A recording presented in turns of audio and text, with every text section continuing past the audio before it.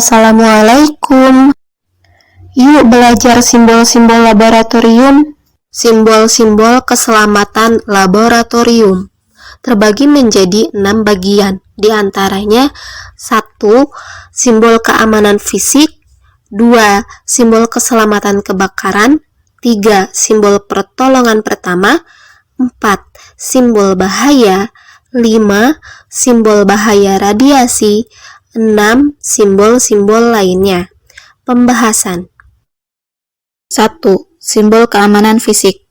Simbol diperlukan sarung tangan, dipakai untuk menangani bahan berbahaya bahkan dalam jumlah kecil. Simbol diperlukan sepatu boot, dipakai untuk menghindari bahan korosif atau pelarut dalam jumlah besar. Simbol diperlukan pakaian pelindung. Simbol keselamatan pakaian pelindung menunjukkan bahwa jas lab atau pakaian pelindung lainnya perlu dikenakan. Simbol diperlukan kacamata pengaman untuk perlindungan terhadap puing-puing terbang dan percikan kimia di laboratorium serta menghindari radiasi. Simbol diperlukan masker pernafasan. Tanda keselamatan masker pernafasan memberitahu kita bahwa kita bekerja di area yang berpotensi terkontaminasi udara. Simbol diperlukan pelindung wajah, harus dipakai saat melakukan eksperimen yang membawa potensi menyebabkan ledakan. Simbol diperlukan pelindung pendengaran. Simbol keselamatan perlindungan telinga menunjukkan bahwa pekerja laboratorium berada dalam kisaran kebisingan desibel tinggi yang berbahaya. Simbol pos pencuci mata. Tanda keselamatan cuci mata menunjukkan lokasi pos pencuci mata. Simbol shower keselamatan. Shower keselamatan harus dipasang di semua area di mana karyawan laboratorium mungkin terpapar percikan atau tumpahan bahan yang dapat merusak mata dan tubuh. Simbol pencuci tangan. Tanda keselamatan cuci tangan membuat karyawan laboratorium tahu untuk mencuci tangan setelah melepas pakaian pelindung yang kotor, sebelum meninggalkan laboratorium, dan sebelum makan, minum, atau menggunakan kamar kecil. Simbol tidak boleh ada makanan dan minuman. Simbol tidak boleh ada makanan dan minuman membuat karyawan laboratorium tahu bahwa makan atau minum di mana bahan berbahaya digunakan, ditangani, atau disimpan tidak diizinkan, karena aktivitas tersebut dapat mengakibatkan tertelannya bahan berbahaya. Simbol tidak boleh ada alat pacu, jantung, atau implan logam. Simbol tidak boleh ada alat pacu jantung atau implan logam digunakan untuk memperingatkan staf laboratorium tentang bahaya medan magnet yang kuat. 2. Simbol keselamatan kebakaran. Simbol pemadam api. Penting bagi penghuni laboratorium untuk sepenuhnya menyadari resiko dan media pemadam yang tepat. Simbol selimut api. Selimut wall digunakan untuk membekap api dan untuk menahan dan mengendalikan tumpahan bahan kimia. Jika seseorang di laboratorium terbakar, dia harus turun ke tanah dan mulai berguling untuk memadamkan api. Personel laboratorium lainnya dapat membantu dengan menggunakan selimut untuk mempercepat pemadam api. Mencegah cedera lebih lanjut. Simbol tidak boleh ada sumber api terbuka. Simbol tidak boleh ada nyala api terbuka menunjukkan kepada karyawan laboratorium resiko dan larangan perangkat api terbuka. 3. Simbol pertolongan pertama. Simbol pos pertolongan pertama. Simbol pos pertolongan pertama menunjukkan ketersediaan kit pertolongan pertama. Simbol AED atau defibrilator. Simbol AED atau Automated External Defibrillator atau defibrilator menunjukkan lokasi AED di laboratorium sehingga dapat ditemukan dengan cepat jika terjadi keadaan darurat. Simbol tanda titik pertemuan darurat. Tanda titik pertemuan darurat menandai tempat yang aman, baik di dalam atau di luar gedung. Tempat karyawan laboratorium harus bertemu jika terjadi keadaan darurat yang sebenarnya atau latihan darurat. 4. Simbol-simbol bahaya. Simbol peringatan umum bahaya. Ini berarti peringatan umum kepada staf laboratorium bahwa ada bahaya. Simbol bahaya menyebabkan iritasi. Zat yang ditandai dengan simbol bahaya penyebab iritasi tidak bersifat korosif, tetapi dapat menyebabkan rasa tidak nyaman dan memerah, iritasi, atau lepuh pada kulit. Simbol bahaya bahan korosif. Simbol bahaya bahan korosif menunjukkan zat korosif di laboratorium yang dapat menggerogoti kulit jika kita bersentuhan langsung dengan bahan tersebut. Simbol bahaya ledakan. Simbol bom yang meledak akan muncul pada bahan kimia di laboratorium yang memiliki sifat mudah meledak. Simbol bahaya tegangan tinggi. Memperingatkan tegangan yang cukup tinggi untuk menyebabkan cedera serius atau kematian. Simbol bahaya listrik menunjukkan bahaya listrik dapat menyebabkan apa saja mulai dari kesemutan ringan sampai kematian. Simbol bahaya sinar laser. Simbol bahaya sinar laser di laboratorium memberitahu staf bahwa ada bahaya dari sinar laser. Simbol bahaya sinar UV.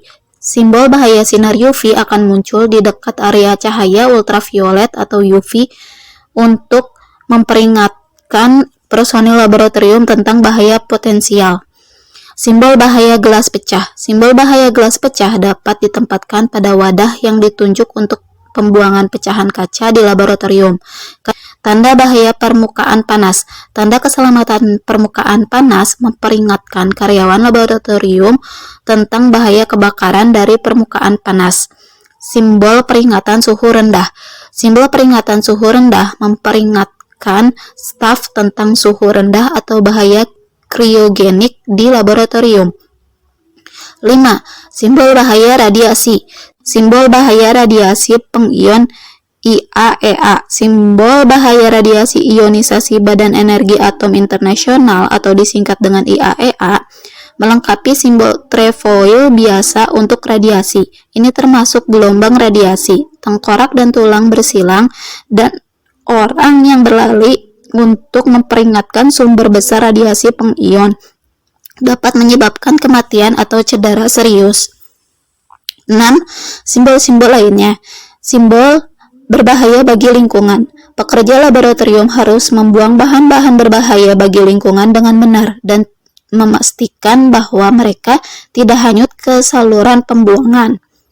Simbol zat mudah terbakar. Simbol zat yang mudah terbakar menandakan zat yang akan menyala dan terus menyala di udara. Simbol gas mudah terbakar. Simbol gas yang mudah terbakar mewakili gas yang akan terbakar atau meledak jika bercampur dengan udara, oksigen, atau lainnya di hadapan sumber api. Simbol daur ulang. Tanda daur ulang digunakan di laboratorium untuk menunjukkan di mana barang-barang yang dapat didaur ulang dikumpulkan dan disortir. Sekarang kita belajar tentang alat-alat laboratorium yuk. 1. Beaker glass atau gelas beaker atau gelas piala. Fungsi sebagai penampung sampel atau bahan sementara atau bisa digunakan sebagai penyimpan zat sementara. 2. Gelas ukur. Fungsi alat ukur volume untuk sampel bahan cair dengan ketelitian rendah. 3. Corong gelas. Fungsi sebagai alat bantu untuk memindahkan atau memasukkan larutan ke wadah atau tempat yang mempunyai dimensi pemasukan sampel bahan kecil. Sebagai alat bantu dalam melakukan penyaringan, yaitu sebagai tempat meletakkan kertas saring. 4. Pengaduk kaca. Fungsi untuk membantu menghomogenkan larutan, alat bantu mengalirkan larutan ke dalam corong ketika memindahkan atau ketika menyaring larutan. 5. Karet penghisap. Fungsi membantu mengambil larutan kimia yang berbahaya dengan cara disambungkan dengan pipet ukur atau pipet volume.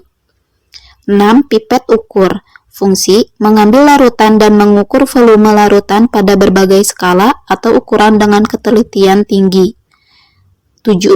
Pipet volume atau pipet gondok. Fungsi mengambil bahan dan mengukur volume larutan hanya satu skala ukuran dengan ketelitian tinggi atau ketelitian lebih tinggi dibanding pipet ukur.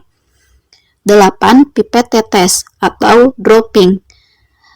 Fungsi mengambil bahan dalam jumlah sedikit atau tetesan, tidak ada skala ukuran volume pada alat ini. 9.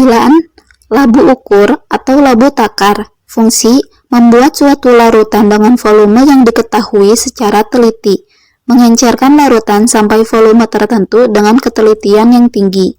10. Batang pengaduk ujung spiral. Fungsi menghomogenkan larutan kimia. 11. Spatula stainless steel. Fungsi mengambil bahan kimia padat. 12. Lampu spiritus dari logam. Fungsi alat pembakar yang terbuat dari logam atau pemanas dengan bahan bakar spiritus. 13. Erlenmeyer. Fungsi mengukur volume bahan kimia cair dengan ketelitian rendah sebagai tempat menampung bahan kimia untuk sementara, tempat menghomogenkan larutan atau media. 14. Cawan porselin.